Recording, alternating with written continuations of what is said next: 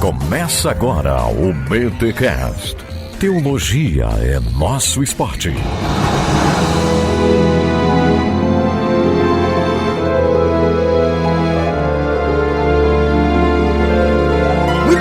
Muito bem, começa mais um BTcast, o de número 412. Eu sou o Rodrigo Bibo e que nunca tenha fogo estranho no BTcast, amém. Olha aí, aqui fala André Heinck, pasmo diante deste mistério tremendo e fascinante. Olha aí, ele não larga os outros, hein, olha, isso aí já falava nos outros, que maravilha, muito bom. Aqui é o Paulo On, e quem com fogo fere, com fogo será ferido. Olha aí, gente, cheio de referências bíblicas, teológicas. Estamos aqui com esse timaço do Bibotalk para falarmos um pouco sobre Levítico, especificamente sobre santidade em Levítico. Pra você que é fã de carteirinha, aliás, fã não gosto dessa palavra, a gente usava BT Fãs uma época, ridículo, enfim, todo mundo tem um passado que condena, né? Mas você que acompanha o nosso trabalho aqui em Bibotalk sabe que nós já falamos sobre Levítico aqui na série Aliança, mas agora a gente vem aqui, retoma um pouquinho a ideia de Levítico e vamos focar um pouco na questão da santidade.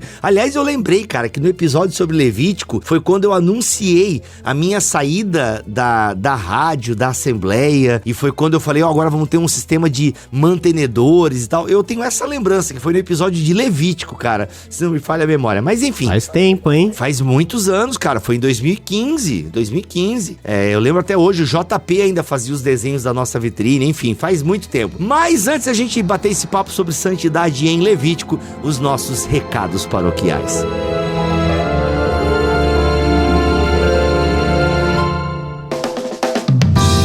E nos recados paroquiais dessa semana, galera, vocês vivem me perguntando no Instagram do Bibotalk, aliás, @Bibotalk lá no Instagram, sobre comentários bíblicos, Bíblia indica comentário bíblico e tal. E galera, tô muito animado e muito feliz, porque a Thomas Nelson Brasil está investindo em comentários bíblicos. Ela já lançou toda uma série do Novo Testamento comentada por N.T. Wright, que tá simplesmente demais, e o link, se você quiser, também tá aqui na descrição deste BTcast 412, e agora ela vai começar a lançar o comentário do Antigo Testamento, interpretado e comentado por nada mais, nada menos que John Goldingay, uma autoridade na teologia do Antigo Testamento. Esse autor que a Thomas Nelson está trazendo aqui para o Brasil, muito conhecido já lá fora, inclusive com a chancela aí de Victor Fontana, Paulo On, André Heinck, eles que já comentam desse autor antes mesmo de serem lançados aqui pela Thomas Nelson Brasil. Então assim, galera, um autor de peso. E eles lançaram agora o Pentateuco para Todos. Cara, o Pentateuco comentado por um dos maiores especialistas do Antigo Testamento. Cara, ele é um comentário bíblico, só para deixar claro para vocês, de introdução a esse universo de comentários bíblicos. Então, ele não é extremamente exegético, mas ao mesmo tempo ele também não é devocional. Então ele é um comentário que fica nesse meio termo. Entende? Ele é um comentário que vai ter pitadas exegéticas, mas numa linguagem completamente acessível. Então ele vai priorizar aquilo que é importante no texto, ao mesmo tempo em que ele vai ter a sacada, ele vai ter, sabe, aquele jeito dos autores escreverem. Inclusive o do N.T. Wright, não preciso dizer, né? Tem toda a genialidade do N.T. Wright. E esse do John Goldingay, cara, recheado de exemplos, igreja local, a linguagem do John Goldingay, fora que ele faz a própria tradução do texto hebraico, mas é uma linguagem muito fácil. E ele dá pra ti ali, sabe, o caldinho já, o suprassumo daquele texto. Então é um ótimo comentário bíblico de entrada para você começar a formar aí a sua coleção de comentários bíblicos da Bíblia. Super recomendamos. E ó, a qualidade eu não preciso dizer. Thomas Nelson Brasil, capinha dura, tem toda folhinha amarela, gostoso de manusear, ótima diagramação, ótima tradução, é aquela qualidade de Thomas Nelson que vocês, eu imagino, já estão acostumados. Ouça aí esse episódio. Deixa eu falar o seguinte, tem cupom de desconto na Submarino, é só você usar o Bibo10 que você tem 10% de desconto, mas se você é Amazon Prime, dá basicamente a mesma coisa, o link da Amazon também está aqui na descrição deste podcast. Mas sério, gente, vale cada centavo, vale cada investimento, invista invista em comentário bíblico, porque, nossa, é um material fundamental para você entender melhor a Bíblia e, consequentemente, viver melhor o seu cristianismo e ensinar as pessoas também o caminho da verdade. Então, invista em comentários bíblicos. Ouve aí esse episódio, que eu tenho certeza que você vai gostar demais do que a gente vai apresentar para vocês e, consequentemente, desse comentário.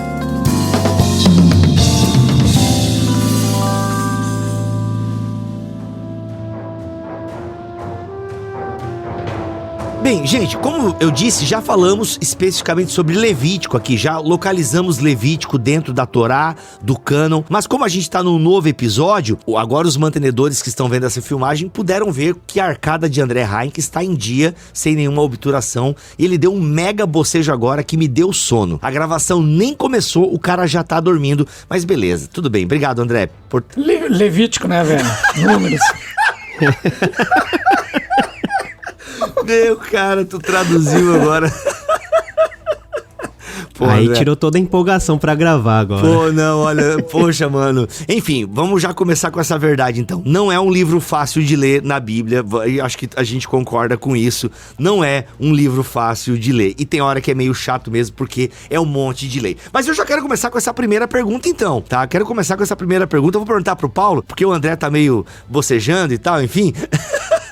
Muito bom. Quem é mantenedor pode ver a filmagem desse episódio. Você que é mantenedor, e pô, onde que eu tô vendo? Tem que estar no nosso grupo do Telegram, na nossa lista de distribuição do Telegram, que você recebe conteúdo exclusivo lá dos mantenedores. Qualquer coisa, manda e-mail para mantenedores@bibotalk.com. Mas enfim, ô Paulo, e claro, André, eu tô brincando, óbvio que eu quero ouvir a sua resposta também. Cara, qual a importância do livro de Levítico dentro do Pentateuco, vai? Eu sei que ele tem uma importância geral pro cânon veterotestamentário, afinal o Pentateuco provavelmente foi a primeira porção da escritura a ser reconhecida, canonizada, enfim, a ser aceita como escritura sagrada e por aí vai. Então a gente sabe da importância da Torá, mas dentro da Torá, né, dentro do Pentateuco aí, dos 5 primeiros livros da Bíblia, qual a importância do livro de Levítico? E por que a gente tem essa sensação que às vezes ele é meio chato, segundo o André Heinck e a sua bocejada clássica? O livro de Levítico, no singular, é um livro central dentro do Pentateuco, porque, em suma, ele resume toda a vida cultica que o povo de Israel deveria ter com o Deus de Israel. Então, em Gênesis, nós vemos a gênese, né, ou a origem de toda a história de Deus, a história redentiva de Deus na chamada de um povo, por meio da chamada de Abraão, lá no capítulo 12, como toda a história vai se desenvolvendo até chegar ao ponto em que o povo vai para o Egito, e a partir do Egito nós temos o desenrolar histórico de Êxodo, onde esse povo, que era para ser o povo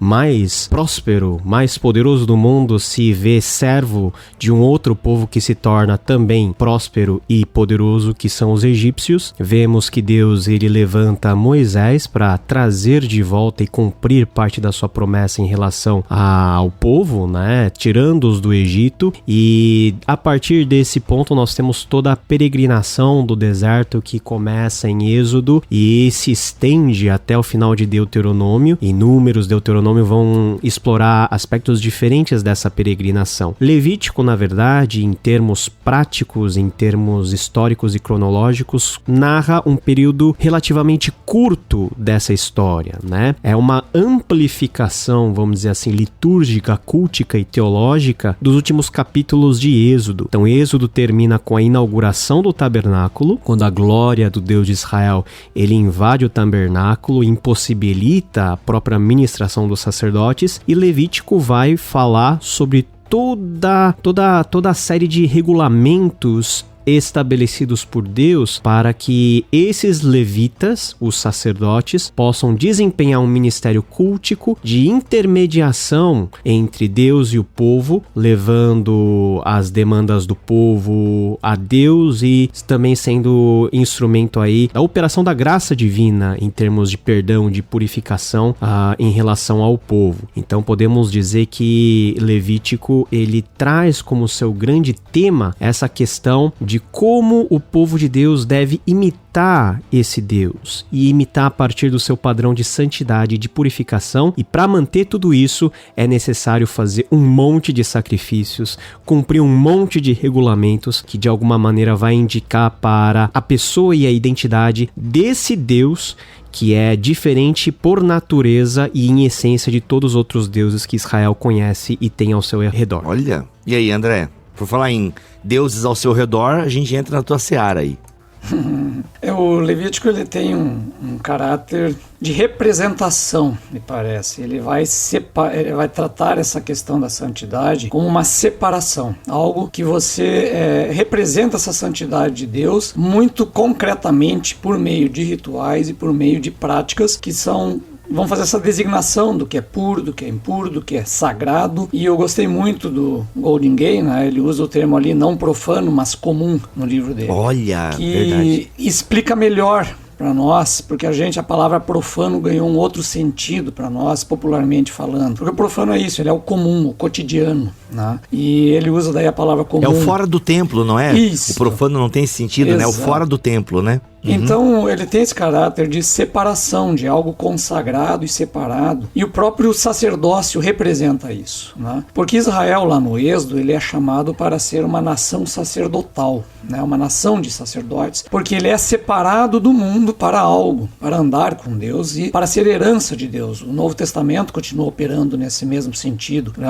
Pedro lá falando, vós sois sacerdócio real, nação santa, etc, etc. Então há uma separação de Israel das nações, e dentro de Israel essa representação continua, porque o grupo dos levitas, eles são separados dentro de Israel, mas eles são uma representação de Israel, e isso está evidente lá em Números, quando, na verdade, o sacerdote original quem é? É o primogênito da família, porque ele representa a família, então ele seria o sacerdote da família. Era assim que era no sistema clânico antes, e era lá com os patriarcas e tal. O pai da família é o sacerdote do lar. Quando vem o sistema levítico, acontece uma grande transição aqui. Quando essa representação vai ganhar um estatuto formal, em que a tribo de Levi substitui, segundo o texto de Números 3, lá, ele substitui os primogênitos da família. Então, na substituição, na representação. Então ela representa os primogênitos e com isso representa todo Israel diante de Deus. E dentro da tribo de Levi você tem de novo um outro nível, que é uma família, que são os descendentes de Arão, que representam toda a tribo e representam todo Israel indo diante de Deus. Então é um sistema piramidal de aproximação de Deus nesse sistema sacerdotal, que é de uma representação de níveis de santidade. E inclusive nos rituais, de acordo com o nível em que você se encontra nessa pirâmide, a exigência também vai ser diferenciada. Exigência vai ser diferenciada conforme o seu local na pirâmide, então. Exatamente. A gente tá falando em níveis de santidade aqui, então assim, quanto mais tarefa eu tenho diante do povo, mais santidade se exige de mim, nessa pegada?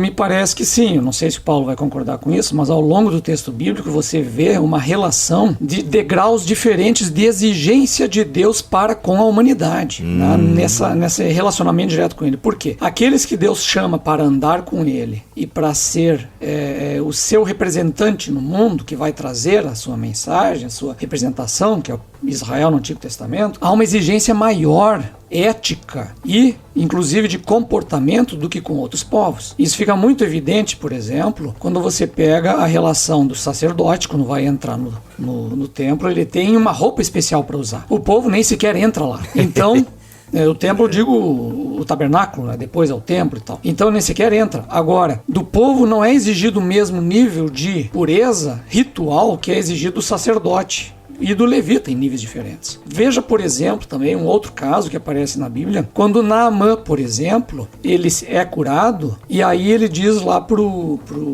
profeta Eliseu o seguinte: olha, eu vou agora voltar para minha terra e vou levar inclusive uma terra aqui de Israel, e eu agora só vou adorar a Yahvé. Mas eu gostaria de pedir uma desculpa aí, porque o meu rei, ele entra no templo do Deus e ele se curva ao Deus e ele vem escorado no meu braço, talvez idoso, não sei, e aí eu tenho que me curvar ao Deus junto com ele. E eu gostaria de pedir então data vênia para esse fato, de que não leve em consideração porque eu vou me curvar a outro Deus, mas eu adoro apenas Yahvé. E o profeta diz o que para ele. Não tem problema, vai em paz, fica tranquilo. Agora, de um israelita jamais seria permitido que ele se curvasse a um outro Deus. Eita. E eu digo mais, né, como dizia, né, um programa da minha infância, eu digo mais, a questão toda efetivamente está em torno do convite que Deus faz ao povo para que o povo emule a santidade de Yahvé, né?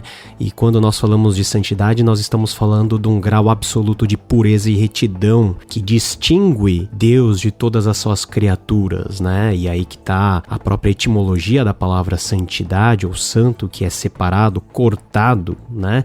Apartado do âmbito comum da nossa existência, profano. Deus, ele diz lá, por exemplo, em Levítico 11:45, eu sou o Senhor, o Deus de vocês, portanto, consagrem-se e sejam santos, porque eu sou santo, e não se contaminem por nenhuma dessas criaturas que rastejam no chão, etc, etc, etc. Então, se por um lado nós temos um grau de representatividade, onde o clã sacerdotal ele assume essa linha de frente para eles primeiro serem santos e para, por meio do ato santo deles diante do Senhor, levarem todo o povo à santidade, para que num grau último todo o povo seja uma nação santa, né, sacerdócio real, nós temos a preocupação de Deus que esse povo se porte, vive e pense de forma diferente a todos os povos que o circundam. E aí nós temos uma dimensão muito mais ampla de Levítico, que até o Golden Gate faz menção na página 199. Ele diz, Levítico prosseguirá mostrando como a santidade e a pureza se estendem a muitos aspectos da vida diária. A moral e outras matérias comportamentais fazem parte da distinção de Israel sobre outros povos e integram a sua pureza. Ou seja, a totalidade da realidade de Israel, ela é permeada por esses níveis de santidade que na linguagem de Levítico estão muito relacionados com a proximidade ou não do epicentro da vida religiosa de Israel, que é o templo, mais especificamente o lugar onde Deus habita. Então nós temos graus de santidade relacionados à geografia, onde o grau máximo de santidade é o Santíssimo Lugar, onde está a Arca da Aliança. Depois temos um grau menor, que é o Santo Lugar. Depois temos o Pátio do Tabernáculo. Depois temos o Arraial do Povo. Depois temos o deserto, para onde o bode é mandado, aonde as cinzas são jogadas, aonde os excrementos são lançados. Nós temos os povos ao redor. Fora isso, nós também temos gradações diferentes de santidade em relação ao tempo, né? Nós temos o sábado, que é o dia santificado ao Senhor. Então, o padrão de santidade não está apenas em termos legais, num tipo de exigência cultica, prática que o povo deveria desempenhar diante de Deus, mas esse padrão de santidade deveria, em tese, fazer parte de cada âmbito da realidade desse povo. Aonde o povo anda, eu estou andando num lugar santo, mais próximo de Deus? Aonde eu estou vivendo? Em que tempo eu estou vivendo? Eu estou celebrando as festas de maneira apropriada? O meu trato com o próximo, o meu trato com os animais, o meu trato com, enfim, com a ética social, com valores econômicos, políticos, que Levítico com certeza aborda e mostra que a santidade não é apenas um âmbito da religião, mas é o que faz a religião ser esparramada para o profano e faz com que o ideal de Deus não seja aquilo que hoje nós diferenciamos como sagrado e profano, mas como sagrado invadir o profano e dá sentido a toda a existência normal, para que nessa nossa normalidade possamos vivê-la de acordo com o padrão sagrado de Deus, que é o padrão de santidade e de pureza que Levítico tanto vai nos sublinhar. É aquilo que a gente sempre costuma falar, né? É o viver o cristianismo fora das quatro paredes, sendo bem gospel aqui. Então essa ideia já tá presente lá, né? O sagrado invadindo o comum. Então, por mais que a gente tem essas gradações aí e tal, né, de compromissos e de exigências, a ideia é que todo o povo seja santo, né? É a ordenança aí, né? Ou seja, é a ordem de Deus. Sejam santos como eu, Senhor, sou santo. É que o mundo, a gente até já falou isso aí em lives passadas e tal, a ideia de que o mundo é o templo de Deus, né? E são todos os seus sacerdotes. Basicamente isso.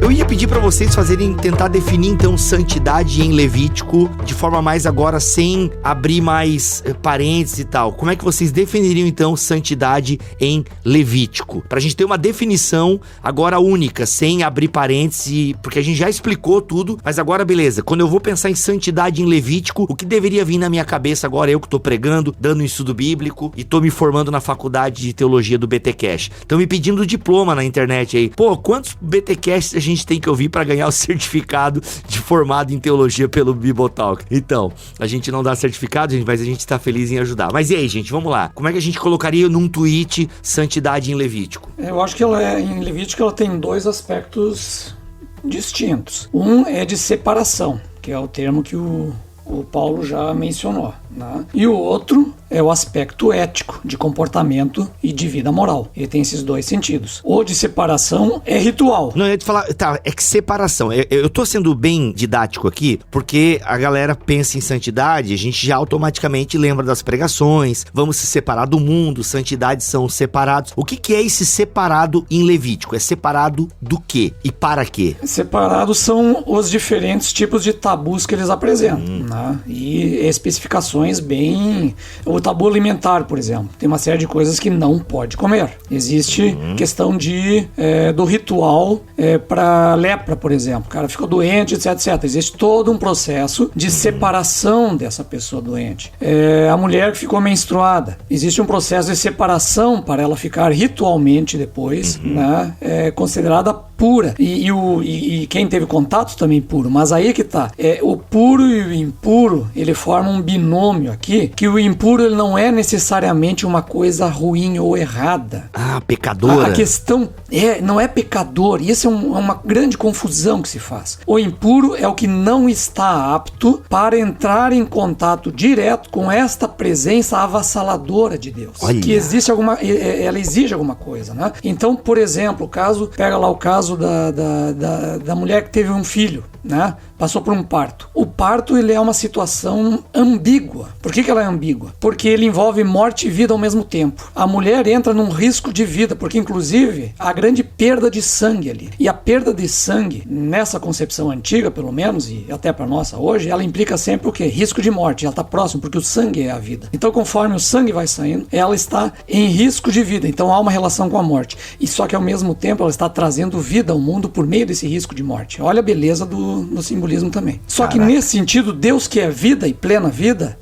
há um problema aqui de relação desta situação de quase morte com Deus que é a vida. E aí ela não está pura para o relacionamento com a vida plena que é Deus. Então há um processo de purificação, de reaproximação da vida. Notem como isso tudo é absolutamente simbólico. É simbólica essa questão. As relações estão muito mais no mundo aqui dos arquétipos, das noções gerais, do que propriamente do que está pecado ou não pecado, nada disso, não é essa relação, é outra. Eita. Né? E mesmo a questão do leproso, isso tudo, então é uma relação com essa noção da presença de Deus que precisa ter um jeito certo de chegar nela, né? Então, para nós hoje até tem uma certa dificuldade para nós, e eu acho que tem um mea-culpa do mundo protestante nisso, porque nós nos aproximamos tanto com essa coisa de Deus se fez homem, é Jesus, está conosco, de repente Deus é meu faixa. E a gente começa a perder a noção, faixa é uma expressão bem antiga, né? Eu já estou me entregando aqui. É meu parceiro, meu parça, sei lá qual é. Vai perdendo um pouco daquela noção de temor do Senhor, que é muito clara em Levítico. Deus é pai, mas tem um jeito de chegar nele. Ele é fogo consumidor.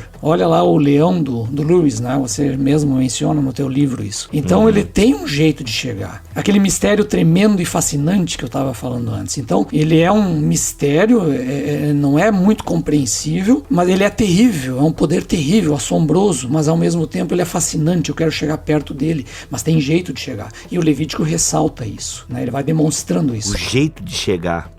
Cara, que legal. Não, é exatamente isso, o jeito de chegar. Porque quando nós pensamos no Levítico e a questão da santidade, na questão do quanto Israel é diferente dos povos que estão ao seu redor e quanto o Deus de Israel se distingue das outras deidades comuns naquela época, nós temos justamente essa ideia. E como Deus torna isso pedagógico e explícito é por meio da série de instruções que ele dá daquilo que nós poderíamos podemos chamar de um guia, né, de adoração, ou seja, o que esse Deus tão diferente, ele exige do seu povo para que o seu povo possa, por meio da participação desses rituais, ter infundido sobre ele essa santidade que não está presente em nenhum outro lugar do cosmos, em nenhum outro lugar das religiões. O que as religiões, as práticas religiosas dos povos pagãos têm de diferente, ou quais são as conexões, e o que faz com que aquilo que eu, como povo de Israel, estou fazendo seja verdadeiro e aquilo que os demais estão fazendo como algo falso. Então todas essas representações que estão aí sintetizadas nas leis de oferta, nas leis do sacerdócio, nas leis referentes ao povo,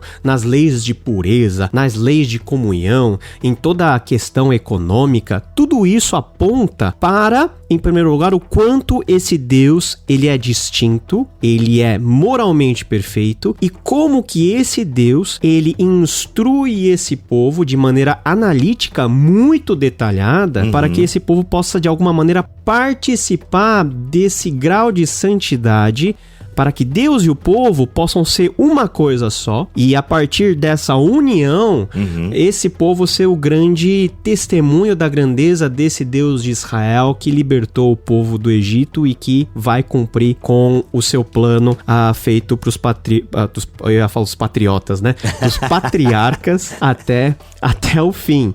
E dentro desse aspecto, o que mais caracteriza esse pacto relacionado à santidade é o que o André falou, é o zelo e cuidado à vida. Deus é o Deus da vida. Então, é muito interessante nós enxergarmos que tudo aquilo que é considerado como profano e comum está perto daquilo que a gente pode considerar como morte ou como rastro de morte. E aquilo que é santo sempre está perto do conceito de Deus de vida. Então, por exemplo, aquilo que atenta à nossa vida como perigo é considerado, por definição, algo impuro. E aquilo que promove a vida, e de preferência uma vida de acordo com os parâmetros estabelecidos na aliança, é o padrão de santidade, ou seja, é a maneira de se sobreviver, porque o André vai concordar comigo, o grande desafio da antiguidade, muito mais do que hoje, é a sobrevivência. Em sociedades que não dominavam perfeitamente técnicas de agricultura, de pecuária, onde os recursos eram cada vez mais escassos, e nós estamos falando da Palestina, que 90% é uma terra árida, não tem água para todo mundo, não tem pão para todo mundo. Como que eu sobrevivo a isso? E como que essa sobrevivência traz a ideia do cuidado desse Deus que abre a possibilidade de que eu participe junto com ele desse aspecto, desse atributo de santidade. Então há esse tipo de relacionamento que Levítico vai estabelecer muito bem e que com certeza nos joga para a questão do como é impossível nós atingirmos esse padrão e como Deus ele é imprevisível. Porque uma coisa que Levítico nos apresenta é que Deus é imprevisível. Então... Eita, como assim? Eu posso me achegar a Deus com as minhas intenções e achar que eu estou fazendo a coisa correta com Deus, e Deus, sem prévio aviso, ele me fulmina. Então, isso tem que gerar temor por parte do seu povo, porque Deus, ele é imprevisível no sentido de que Deus, ele não dá satisfação das suas ações ao seu povo. Ele exerce de maneira soberana e da forma que ele quiser o lado positivo da santidade, que é o relacionamento pactual com o povo, mas também o lado que nós poderíamos considerar como negativo, que é punir qualquer tipo de atento e violência contra essa santidade que consciente ou inconscientemente o ser humano pode infligir contra Deus. Muito bom. É que Deus, ele é imprevisível porque ele não é manipulável. Se eu tiver um padrão certinho de como fazer com que Deus responda corretamente a tudo, eu me comportando bem, então ele vai responder direitinho ao meu comportamento, eu posso manipular Deus e fazer tudo acontecer conforme eu quero. E ele não é mais Deus.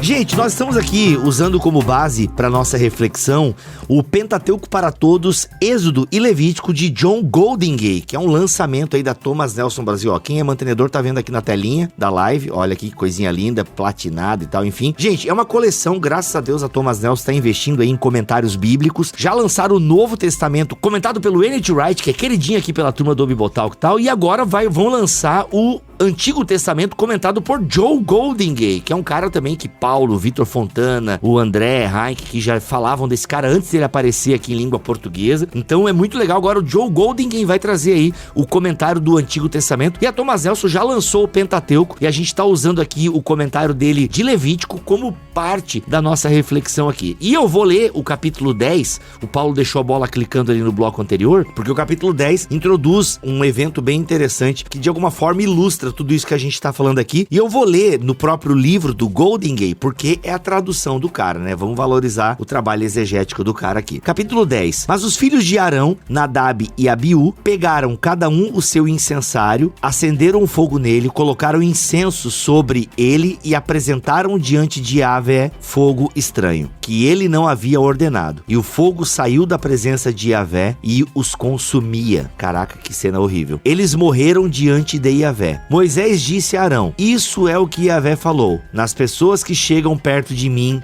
manifestarei santidade, e diante da face de todo o povo manifestarei esplendor. Arão ficou em silêncio, mas Moisés convocou Misael e Eusafã, filhos do tio de Arão, Uziel, e lhes disse: aproximem-se, levem os seus parentes de diante do santuário para fora do acampamento. Eles vieram à frente e os levaram em suas túnicas para fora do acampamento, como Moisés disse. Moisés disse a Arão e a seus filhos Eliezer e Itamar: não descubram a cabeça, não rasguem as suas roupas, para que vocês não morram e a ira venha sobre toda a comunidade. Legal essa ideia da comunidade, né? Os seus parentes e toda a casa de Israel podem prantear pela queima que Yahvé trouxe. Não saiam da entrada da tenda do encontro, para que não morram, porque o óleo da unção de Yahvé está sobre vocês. Eles fizeram como Moisés disse. E aí segue: não beba licor, papapá, essa é uma regra em perpetuidade, papapá, e ensinem os israelitas todas as regras que Yahvé tem falado a eles por meio de Moisés. Os versículos 12 a 20 fornecem instruções adicionais sobre o que o sacerdote deve fazer depois que as diferentes partes do sacrifício. E aí, gente, que fogo estranho que é esse aqui? Por que Yahvé queima esses caras? O que tá pegando aqui nesse texto? A gente tem que contextualizar primeiro, antes de nós entrarmos nessa discussão. A gente tá no meio da festa de inauguração do templo. Então imagina toda aquela alegria, sabe? Primeira vez, né? Que o templo tá sendo inaugurado, a glória do Senhor invadindo tudo, né? Você tem que lembrar que o que chancela o templo é o fogo de Deus caindo sobre o altar e lambendo e consumindo todo o holocausto. Então o fogo de Yahvé é uma imagem muito forte, uma imagem que pode ser tanto, dependendo do contexto, de aprovação ou de reprovação. Mesmo aí, no capítulo 9, no versículo 24, diz isso, né? E eis que saindo fogo diante do Senhor consumiu todo o holocausto e a gordura sobre o altar. Então é um fogo de aprovação, é um fogo de recebimento. E é engraçado que logo depois nós temos aí uma narrativa que quebra com essa linearidade narrativa, porque no meio de toda a alegria acontece uma grande crise, onde os filhos mais velhos de Arão, Nadab e Abiú, eles tomam para si de maneira indevida o incensário, as brasas e o incenso e vão ministrar diante do Senhor.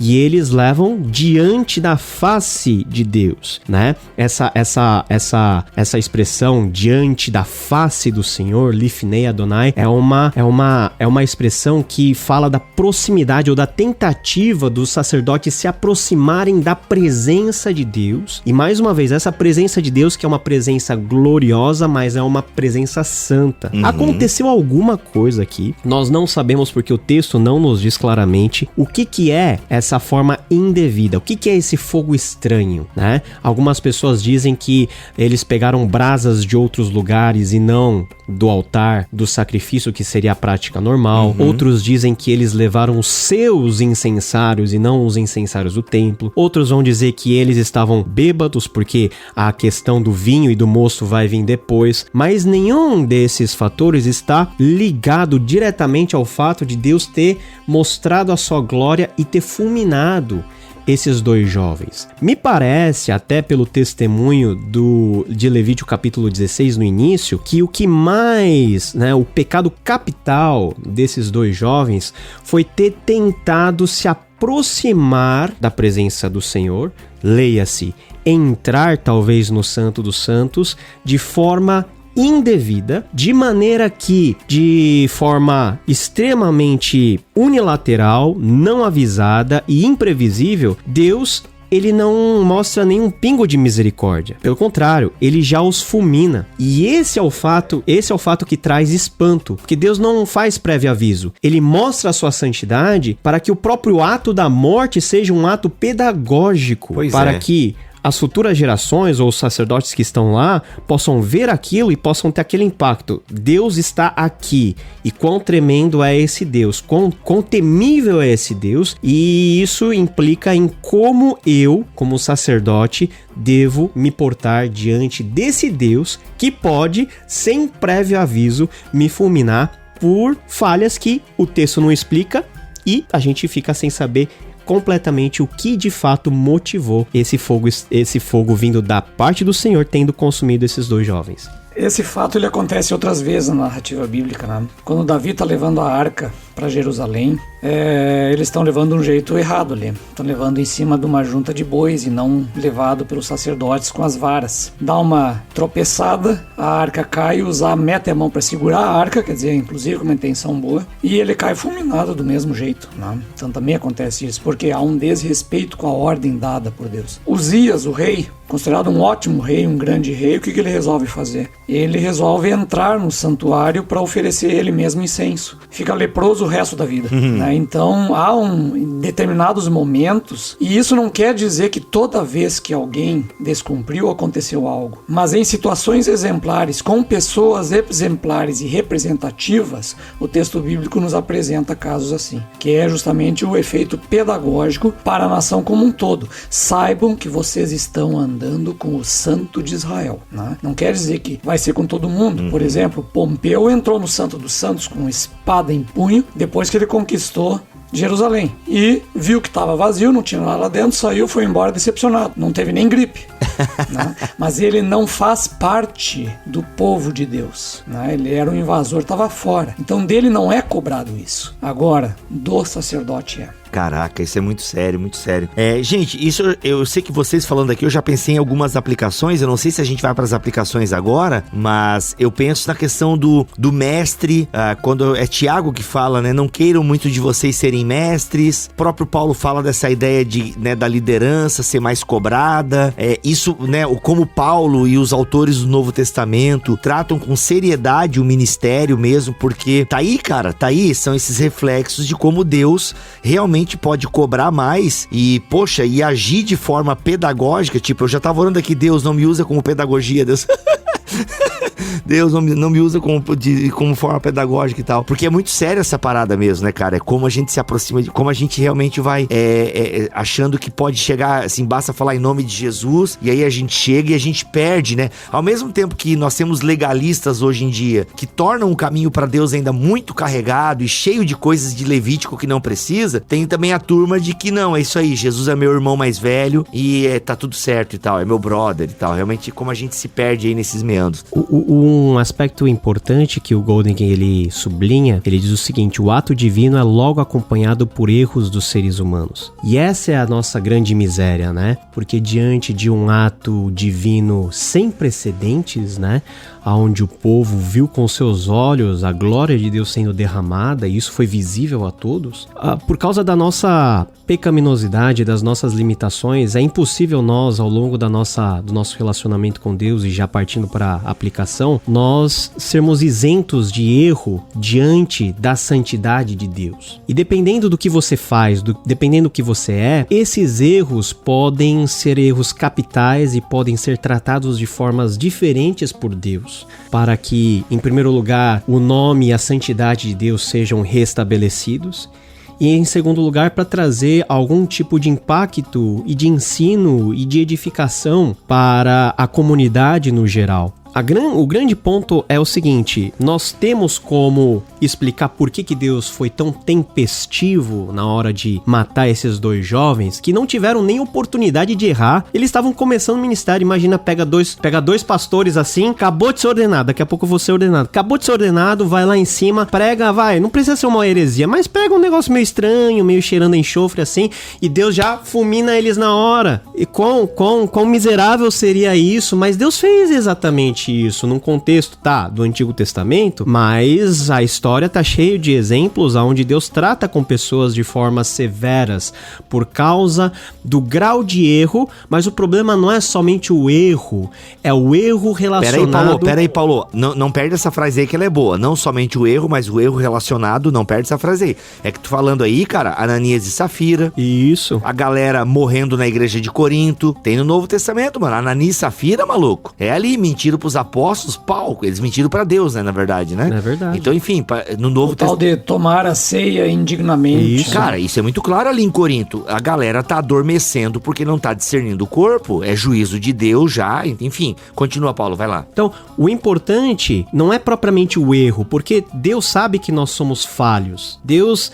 ele sabe do que tá na nossa cabeça e no nosso coração. O caroço é esse erro relacionado à santidade de Deus. Quando o meu erro, de alguma maneira, afronta diretamente, irreverentemente, a santidade de Deus, ele não tolera que a sua santidade seja de alguma forma ultrajada. Então, esse erro de Nadab e Abiú não é um erro comum. É um erro que para Deus foi capital. E esse erro capital, ele tem que trazer em nós hoje, né? Nós que estamos vivendo na dispensação da graça, no tempo do Espírito Santo, onde todo mundo acha que nada vai acontecer. Esse é lê do engano, né? Porque nós é que não temos sensibilidade para perceber eventuais juízos que Deus pode estar efetuando no nosso meio. Esse Deus, ele pode e ele vai zelar pela sua santidade. Se tem algo que Deus zela, é pela sua glória e pela sua santidade. Então, isso inspira um cuidado a todos nós que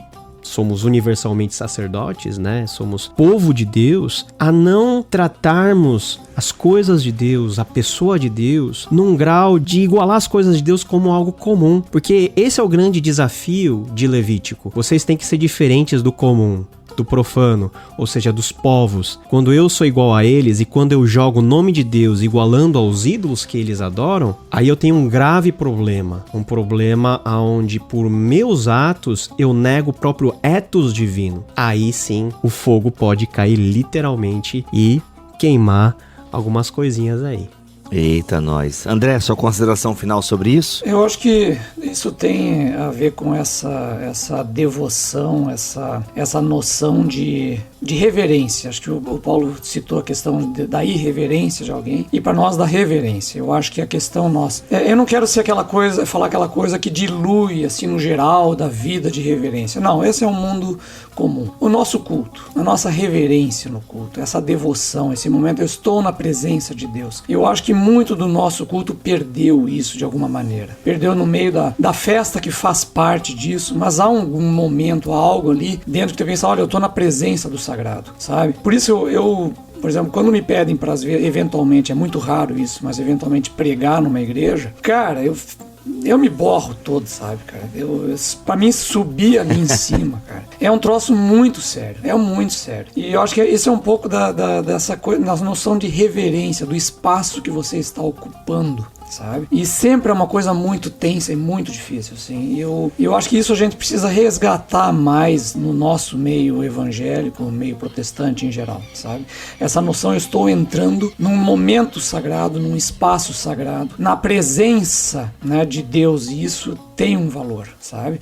O aspecto, assim, mesmo Jesus, quando você fala assim, porque Jesus é homem, elimina isso, não elimina, cara. Quando Jesus acalma a tempestade, o que os discípulos dizem para ele? Afasta-te de mim, porque sou pecador. O que vem na cabeça deles? Separação. Tem um negócio acontecendo aqui, tem algo aqui, assombro, sabe? E eu acho que a gente precisa recuperar mais desse assombro diante de Deus, né? E Levítico acho que nos ajuda nisso. Muito bom, muito bom.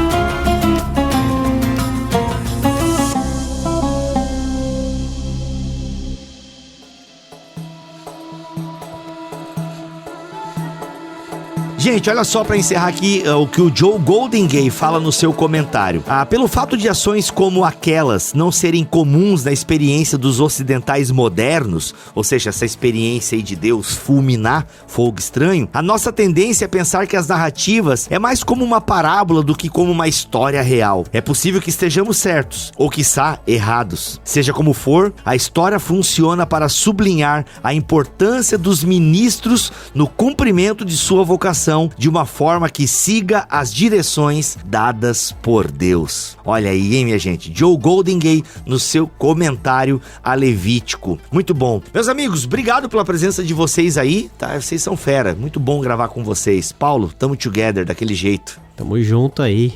É nóis. André de novo aqui no BTcast, porque a gente tá tirando o couro, porque o André vai fazer cirurgia, né, André? E a gente não sabe como é que vai voltar dessa cirurgia. Deus abençoe que volte com a voz de Cid Moreira, porque essa aí de fumante e alcoólatra não tá legal. O que eu vou fazer, né, cara? Eu tô achando que Deus tá querendo me silenciar. Vamos descobrir depois da cirurgia. Rapaz, não brinca com isso, meu Deus do céu, rapaz. Não, rapaz. Pode ser, eu não conheço teu coração, né? Tu pode ser um cara muito legal com o coração bem podre, né? Mais do que o nosso, assim, normal, enfim. Pode ser Nadab, Abiú e André, né? Olha aí. Pesado.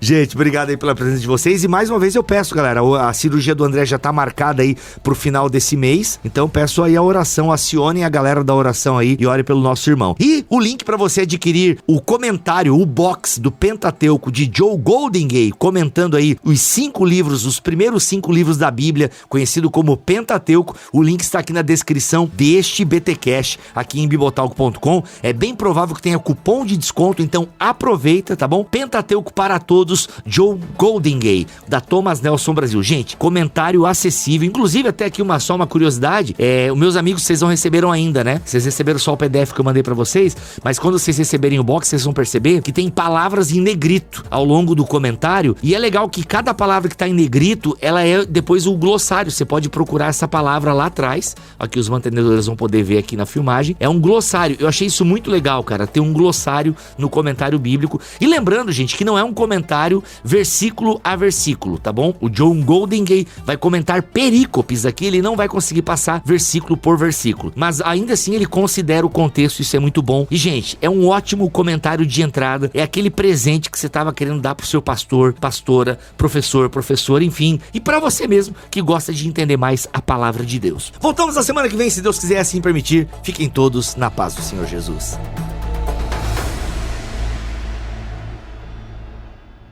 Este podcast foi editado por Tuller Bibotalk Produções.